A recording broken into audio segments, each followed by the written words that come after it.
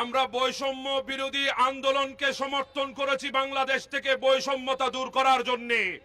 আবারও যদি বৈষম্যতা দেখা দেয়, আবারও বৈষম্য বিরোধী আন্দোলনে বর্তমান প্রশাসনকে হটিয়ে বাংলাদেশকে আবারও স্বাধীন করতে প্রস্তুত আছি। আমরা প্রশাসনকে বলি, আপনারা ব্যবহৃত আর হবেন না কোন রাজনৈতিক দলের জন্য, কোন ক্ষমতাধর ব্যক্তির জন্য। নিজেকে ব্যবহার না করে জনগণের সেবায় ব্যবহার করতে শিখুন। নতুবা 5 আগস্ট যে অবস্থা আপনাদের হয়েছে, তার চাইতে আরো শোচনীয় অবস্থা সামনে অপেক্ষা করছে। আমার ভাই তাহিরকে মামলা দিয়ে দমানোর স্বপ্ন দুঃস্বপ্ন ছাড়া আর কিছুই থাকবে না। এজন্য আহ্বান জানাচ্ছি, অনতিবিলম্বে বাংলার সাধারণ সুন্নি মুসলমানকে শান্তিতে অবস্থায় রাখতে যদি হয়, তাহিরকে মামলার প্রত্যাহার করতে হবে। নতুবা